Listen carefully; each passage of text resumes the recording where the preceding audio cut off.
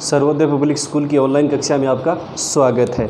11वीं आर्ट्स में देखिए प्रिय विद्यार्थियों, अपन ने पहला पाठ पढ़ा था भारत की स्थिति के बारे में। आपको याद हो तो अपन ने, क्योंकि अपन 11वीं क्लास में आप अभी हुए हैं और 11वीं में आपने आर्ट्स या कला वर्ग जो विषय चयन किए, उसमें अपन ने भूगोल जो ऐच्छिक विषय आप पढ़ेंगे उसमें दो किताबें अपन ने पहले भी चर्चा की थी। एक भारत का भौतिक पर्यावरण और दूसरा भौतिक भूगोल के मूल सिद्धांत। अगर आपने किताब नहीं खरीदी तो आप किताब जल्दी खरीदिए, नहीं तो समझ में नहीं आएगा कुछ भी, क्योंकि नया एक विषय आपने लिया है। 10वीं तक तो आप सामाजिक विज्ञान के साथ ही क्या पढ़ रहे थे, भूगोल पढ़ रहे थे। और भूगोल का साधारण अर्थों में अपन देखें तो पृथ्वी के धरातल पर जो भी पर्वत, पठार, मैदान, उनका क्या किया जाता है, वर्णन किया जाता है। उसमें अपन ने पहला पाठ भारत की स्थिति के बारे में पढ़ा था। भारत का अक्षांशीय देशांतरीय विस्तार पढ़ा था। भारत एशिया महाद्वीप में भारत की स्थलीय सीमा की लंबाई अपन ने पढ़ी, तटीय सीमा की लंबाई अपन ने पढ़ी थी। एक बार भारत का मानचित्र आप देखिए, यानी भारत के मानचित्र में अपन देखें तो ये जैसे मैं भारत का मानचित्र आपको बना के दिखा रहा हूँ, आपको भी भारत का मानचित्र आना चाहिए बनाना।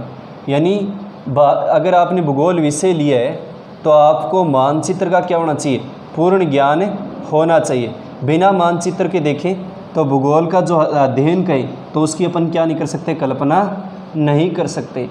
यानी भूगोल में देखें तो मानचित्र का क्या बहुत ज़्यादा महत्व है। ये देखें भारत के पश्चिम में क्या है, अरब सागर है। भारत के पूर्व में देखें तो कौन सी खाड़ी है, बंगाल की खाड़ी है। ये तो आपने 10वीं में 9th में भी पढ़ा है भारत का सामान्य। भारत के नीचे देखें तो श्रीलंका अपन ने चर्चा की थी, और नीचे देखें तो भारत के कौन सा महासागर है, हिंद महासागर है। ये भारत की सामान्य स्थिति थी, अपन ने चर्चा की थी। भारत कौन से गोलार्ध में आता है, उत्तरी पूर्वी गोलार्ध में आता है। मानचित्र में देखें तो ऊपर दिशा होती है उत्तर, इस साइड में कौन सी होती है, पूर्व, ये होती है पश्चिम, और ये होती है नीचे भारत के दक्षिण है। तो वो अपन ने भारत की स्थिति के बारे में पढ़ लिया था। भारत के राज्य सबको दर्शाने आने चाहिए, मैंने लिखवाए थे। राजनीतिक मानचित्र में राज्य और उनकी राजधानी, केंद्र शासित प्रदेश और उनकी राजधानियाँ, ठीक है। भारत के पड़ोसी देश भी अपन ने पढ़े थे, वो पहले ही पढ़े थे। अफगानिस्तान लगता है इस साइड में देखें, फिर चीन की सीमा लगती है, नेपाल है, म्यांमार है, बांग्लादेश के सर्वाधिक है, और इसकी क्या है, पाकिस्तान की भी लगती है। तो भारत को एक उप महाद्वीप क्यों कहते हैं, ये भी अपन ने पढ़ लिया था कि उत्तर में हिमालय पर्वत, हिंद कुश है, सुलेमान है, कहीं पर्वत घाटियाँ, एक तरफ पश्चिम में देखें थार का मरुस्थल है। तो इसके कारण भारत को एक उप महाद्वीप की संज्ञा दी जा सकती है। उसके बाद अपना पाठ चल रहा था दूसरा, संरचना तथा भू आकृति विज्ञान। ये अपना पाठ था। इसमें कुछ अपन ने पढ़ा था कल कि संरचना क्या है, यानी भारत की जो मुख्य भूमि है उसका निर्माण कैसे हुआ है, वो क्या संरचना है। उसके बाद भू आकृति विज्ञान। भू आकृति का मतलब क्या होता है, स्थल आकृति जिसको कहें, उच्चाउच्च की दृष्टि से कहें, यानी कि कहें जियोग्राफिक क्षेत्र से देखें। क्योंकि भारत में देखें तो अपन उत्तर से दक्षिण देखेंगे या पूर्व से पश्चिम देखेंगे तो भारत की जो विविधताएं हैं वो आपको क्या दिखाई देती हैं, बहुत ज़्यादा दिखाई देती हैं। क्योंकि अपन ने पहले भी पढ़ा था कि भारत के उत्तर से दक्षिण देखें, ये भारत की कौन सी दिशा है, उत्तर है नीचे, और नीचे की तरफ कौन सी दिशा है भारत में, दक्षिण है, जो अपन ने पढ़ा था। सबसे नीचे कन्याकुमारी भारत का जो क्या है, आंतरिक मुहाना क्षेत्र है, जहाँ एक तरफ बंगाली खाड़ी मिलती है और एक अरब सागर और हिंद महासागर क्या होते हैं, मिलते हुए दिखाई देते हैं, ठीक है। ये विस्तार भी अपन ने पढ़ा था, 3200 कितना है, 14 किलोमीटर है। और इस साइड में देखें तो ये कौन सी दिशा है, पश्चिम है। और यहाँ देखें पश्चिम से पूर्व, यानी गुजरात से लेकर देखें तो जो अरुणाचल प्रदेश का क्षेत्र है, ये जो भारत का सबसे पूर्वी राज्य है, इसका विस्तार अपन ने पढ़ा था 2933 किलोमीटर है। वो अपन पहले पाठ में पढ़ चुके हैं कि भारत का क्षेत्रफल 32,87,263 वर्ग किलोमीटर है। और क्षेत्रफल में भारत का रूस, कनाडा, चीन, ब्राज़ील, संयुक्त राज्य अमेरिका और ऑस्ट्रेलिया के बाद कौन सा स्थान आता है, 7वां स्थान आता है। तो ये अपन ने पहले पढ़ लिया था। अभी दूसरा पाठ पढ़ रहे थे संरचना, यानी भारत की जो मुख्य भूमि है, यानी उत्तर से लेकर दक्षिण तक देखें या पश्चिम से लेकर पूर्व तक देखें तो इसकी भूमि की जो संरचना यानी बनावट हुई, उसमें क्या पाई जाती है, बहुत ज़्यादा विविधताएँ पाई जाती हैं, भिन्नताएँ पाई जाती हैं। यानी अलग अलग भूमि की अलग अलग काल की चट्टानें अपन पढ़ेंगे, यानी चट्टानों का जो निर्माण हुआ है। और जो सेल संरचना, सेल का मतलब होता है चट्टान, अपन भौतिक भूगोल में पढ़ेंगे। सेल का मतलब क्या होता है, चट्टान होता है। और चट्टान किसे कहते हैं, चट्टान उसे कहते हैं जैसे भूपृष्ठ का ऊपर का भाग कठोर क्या होता है, स्थलखंड होता है, उसको क्या कहा जाता है, चट्टान कहा जाता है। यानी ऊपर का भाग होता है वो क्या कहलाता है, ठोस परपट्टी जिसको कहते हैं, जिसमें खनिज होते हैं ये पाए जाते हैं, वो क्या कहलाती है, सैल या चट्टान कहलाती है। तो वो किस में आता है, सैल या चट्टान में आता है। तो उसके आधार पर अपन ने 3 भाग पढ़े थे पहले।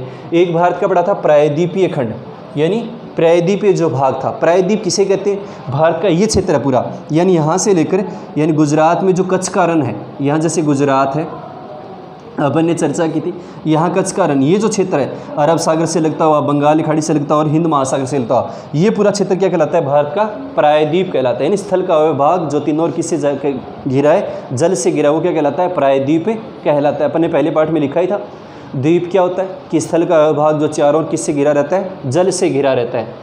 तो प्रायद्वीपीय खंड के बारे में अपन ने चर्चा की थी कि यहाँ कच्छ के रण से शुरू होता है। यहाँ कच्छ का रण है गुजरात में, देखें तो दलदली क्षेत्र है पूरा गुजरात का।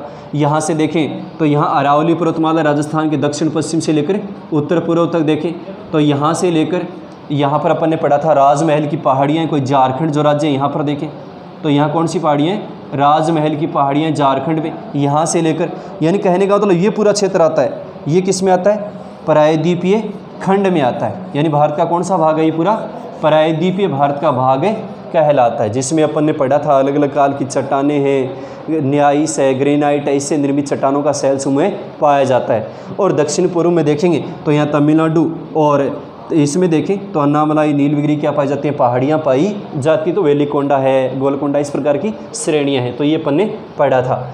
दूसरा अपना हिमालय और अन्य अतिरिक्त पर्वतमालाएँ, वो भी अपन ने पढ़ लिया था, प्रायद्वीपीय पर्वतमालाएँ, प्रायद्वीप के अलावा।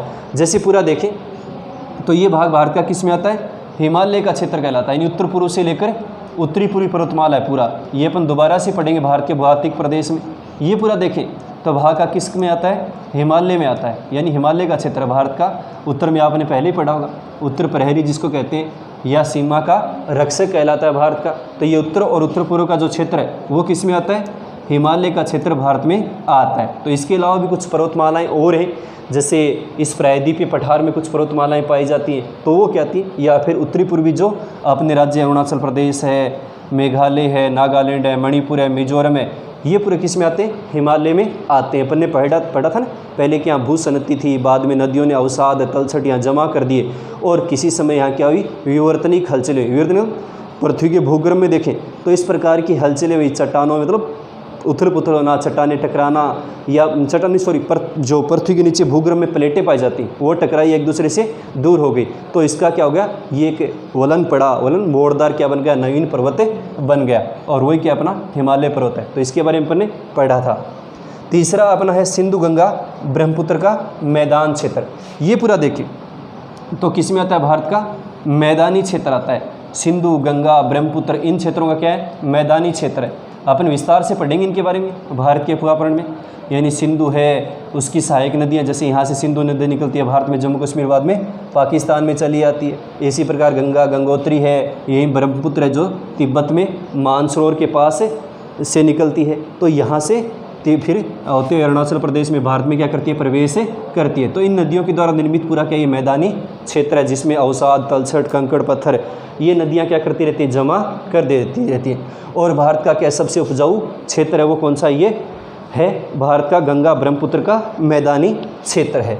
उसके बाद आज अपन थोड़ी सी चर्चा करते हैं वैसे भारत के जो भूआकृतिक प्रदेश हैं। यानी भारत में अपन ने पढ़ा है कि भौतिक लक्षणों के आधार पर देखें तो बहुत सारी क्या पाई जाती है, विविधताएँ या भिन्नताएँ पाई जाती हैं। कहीं सुंदर घाटियाँ हैं, कहीं सुंदर चोटियाँ हैं, कहीं गहरे क्या हैं, महाखंड हैं। और इसके आधार पर देखें तो भारत को 6 भूआकृतिक प्रदेशों में बांटा गया है। पहला उत्तरी तथा उत्तरी पूर्वी पर्वतमाला, ठीक है, ये पूरा उत्तरी और उत्तरी पूर्वी पर्वतमाला का भाग है भारत का, जो अपन पढ़ेंगे कल विस्तार से। दूसरा देखें तो भारत का है गंगा से जो पड़ाव उत्तर का विशाल क्या है, मैदान है, जो गंगा ब्रह्मपुत्र इन नदियों द्वारा निर्मित क्या है, उपजाऊ मैदानी क्षेत्र है। वो किस में आता है, ये पूरा क्षेत्र है। कल अपन विस्तार से पढ़ेंगे इसके बारे में, मानचित्र में आपको दर्शा के दिया गया है। तीसरा है भारत का थार का मरुस्थल है, या जिसको भारतीय मरुस्थल भी कहते हैं, शुष्क प्रदेश है। इनके बारे में अपन विस्तार से अध्ययन करेंगे, बहुत बड़ा पार्ट है ये पूरा क्षेत्र देखें तो थार का मरुस्थल आता है, जैसे जैसलमेर बाड़मेर का क्षेत्र हो गया, या कुछ गुजरात का कच्छ का क्षेत्र है, वो किस में आता है, मरुस्थली क्षेत्र में आता है। चौथा अपन पढ़ेंगे तटीय मैदान, इनके बारे में पूरा विस्तार से पढ़ेंगे। ये तटीय मैदान है भारत का, ये भारत का पश्चिमी तट है क्योंकि पश्चिमी दिशा में जो गुजरात से अरब सागर के साथ सीमा बनाता है, और ये भारत का पूर्वी तट है, ठीक है, जो बंगाली खाड़ी के साथ क्या बनाता है, सीमा बनाता है। नहीं, तटीय मैदान जो समुद्र की सहारे क्या बनाते हैं, अपनी तटीय सीमा बनाते हैं। अपन ने पढ़ा था ना, भारत की तटीय सीमा की लंबाई कितनी है, याद हो तो 7517 किलोमीटर लगभग क्या है भारतीय जो तट रेखा है उसकी लंबाई है, द्वीपों सहित। पांचवा देखिए तो भारत में है प्रायद्वीपीय पठार। अभी अपन ने पढ़ा था प्रायद्वीपीय खंड, ये पूरा भाग क्या होता है, पठार है, यानी स्थिर भूभाग है भारत का। और सबसे प्राचीन काल में जब गोंडवाना काल में देखें, कार्बोनिक काल में पेंजिया का विभाजन अपन भौतिक बोल में पढ़ेंगे, तो ये क्या बना था, दक्षिण का पठार बना था, जो प्रायद्वीप पठार था। बहुत ही स्थिर भाग है भारत का, लावा निर्मित है, यानी ज्वालामुखी विस्फोट हो गए, और बहुत ही क्या उपजाऊ क्षेत्र है भारत का, काली मिट्टी का क्षेत्र है, जैसे कपास, इसकी खेती इसमें क्या होती है, बहुत ही ज़्यादा होती है। तो पूरा क्या समतल क्षेत्र, पठारी क्षेत्र है, यहाँ भी दर्रे वगैरह पाए जाते हैं, घाटियाँ वगैरह पाई जाती हैं। और लास्ट है अपना द्वीप समूह है, जो भारत के उच्चावच की दृष्टि से देखें या भौतिक दृष्टि से देखें तो द्वीप समूह में एक तो यहाँ द्वीप है भारत में, अपन ने पढ़ा था लक्षद्वीप, याद हो तो 32 छोटे छोटे द्वीपों से मिलकर बना है, जिसकी राजधानी याद हो तो कवारती है। और एक यहाँ पढ़ेंगे अपन जो इसमें है अंडमान निकोबार द्वीप समूह है, यानी पहले यहाँ देखें तो अरौकान यामा पर्वत श्रृंखला थी, और उसी का किसी समय क्या होगी, भूगर्भ के रूप में ऊपर उठ गई, और उससे क्या बना, यहाँ अंडमान निकोबार द्वीप समूह बने थे, जिसकी राजधानी क्या है, पोर्ट ब्लेयर है। तो इनके बारे में अपन कल विस्तार से पढ़ेंगे, भारत के जो भूआकृतिक प्रदेश है। आज इतना ही, आप मानचित्र बनाना, जो भी भारत के भूआकृतिक प्रदेश इनको दर्शाना। ठीक है, आज के लिए इतना ही पर्याप्त है।